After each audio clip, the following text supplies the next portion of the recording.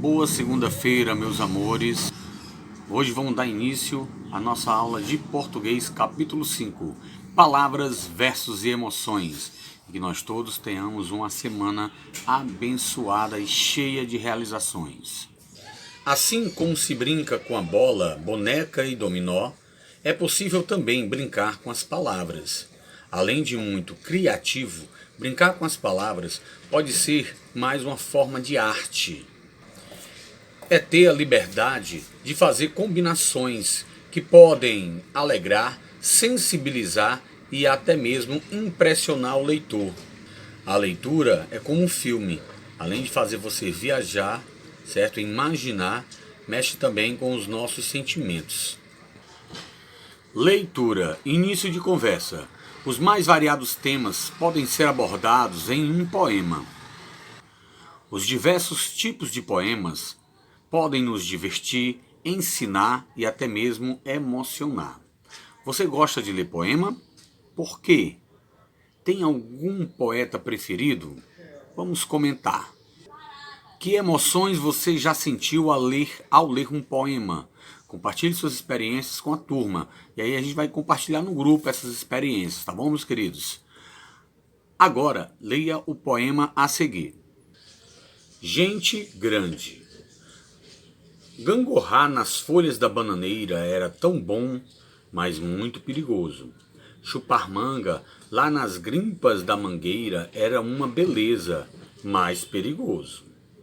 Raspar o tacho de goiabada era ótimo, mas quem come a rapa fica burro. Que delícia um bolo saindo do forno, mas bolo quente dá dor na barriga. Beber água na bica e andar de pé no chão enche a barriga da gente de bichinhos. Que beleza as manhãs de inverno, a geada, mas é perigoso ficar resfriado. Amassar barro é tão bom, mas a terra é muito suja. Foi assim que aprendi a ter medo. Foi assim que virei gente grande. Esse poema relata coisas das pessoas mais antigas, né? Das pessoas mais velhas que nos passam suas experiências de vidas, né? Suas experiências já vividas anteriormente. Né? Assim também como você comer comida quente e não poder tomar banho, né? Pode dar trombose ou outra coisa. Por isso que nosso poema se chama Gente Grande, porque ele relata experiências de vida de gente grande e as pessoas quando aprendem a temer, certo? E se sente no crescimento, né, da sabedoria das pessoas grandes.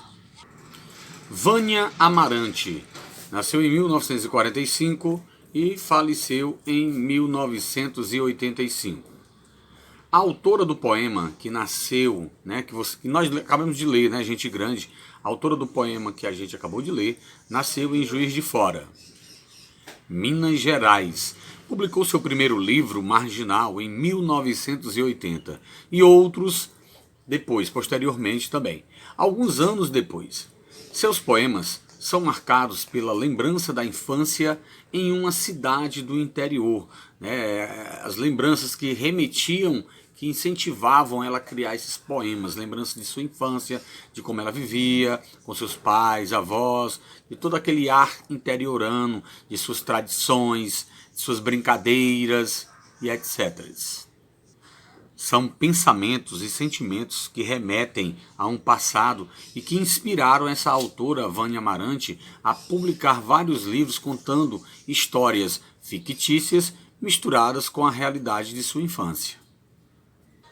Vamos ter mais ou menos uma ideia do que seja verso e do que seja estrofe, ok? Cada linha de um poema, cada linha forma um poema, nós chamamos de verso. E o conjunto desses versos forma a estrofe. Ou seja, estrofe é o conjunto de versos, ou seja, toda aquela formação daquelas linhas que compõem um poema. Então vamos lá. Poema, que a gente acabou de ler, é formado por versos. Versos são as linhas, cada linha daquelas são os versos. E esse conjunto de versos forma as estrofes. Só lembrando que o intervalo sempre tem um intervalo de um espaçamento maior, né, de uma linha para outra, entre uma estrofe e outra, tá? Para a gente entender melhor o que é estrofe, tá bom? Rima. Rima é a semelhança sonora no final, do meio, de diferentes versos, né? Ou no final ou no meio, certo? Vamos reler o poema Gente Grande e vamos responder aí embaixo, né? Se é possível, se a gente tem perceber, se a gente percebe a presença dessa rima. Esse poema, ele apresenta rima. Em sua opinião, por que isso acontece, né? A gente vai reler, né, na atividade o poema Gente Grande e vamos relatar se você percebe rima nele, se ele tem a existência de rima ou não. Isso porque os poemas podem ser rimados e também podem não ser rimados, tá? A rima, para vocês terem ideia, no cordel que alguns de vocês têm, né, que receberam para ler, nos cordéis sempre tem a parte rimada. Todas as estrofes, todos os versos são rimados. Se você ler, você vai perceber. Um poema é um texto que trabalha a linguagem de um modo especial. É escrito em versos organizados em estrofes e podem não apresentar rimas, ou pode ser rimado, aquele que a gente estava falando para vocês. Ele pode ter rima ou pode não ter rima, o poema, tá bom? Então vamos lá, repetindo. O poema é um texto que trabalha a linguagem de um modo especial, certo? Ele é escrito em versos, que são aquelas linhas que eu expliquei para vocês. E o conjunto dessas linhas organizadas, elas formam estrofes. Geralmente eles separam até as estrofes para rimar, né? O primeiro verso com o terceiro verso, ou o primeiro com o segundo, o terceiro com o quarto. Geralmente no cordel as estrofes são feitas de 4 versos. Mas existem poemas em que as estrofes têm mais de 4, tem de 6, ou tem de 5, ou 3, depende do poeta, né? Da forma que ele queira trabalhar o seu poema, certo? Só para deixar claro o que seria poema, o que seria versos e o que seria estrofes. E lembrando que o poema pode ser rimado ou não. Na poesia também existem os versos livres. Vamos conhecer um pouco sobre eles. Os versos de um poema que eles não seguem uma metria regular, ou seja, que variam na quantidade de sílabas poéticas, né? E por isso são mais compridos ou mais curtos do que os outros, são chamados de versos livres, né? São versos livres. Por que livres? Porque não seguem uma metria regular, né? Não seguem uma sílaba poética, uma quantidade de sílaba poética.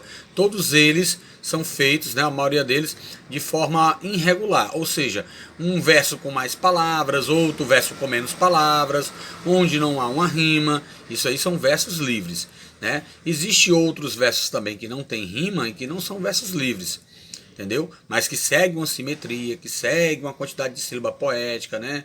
Ou seja, eles têm a mesma quantidade de palavras em cada verso,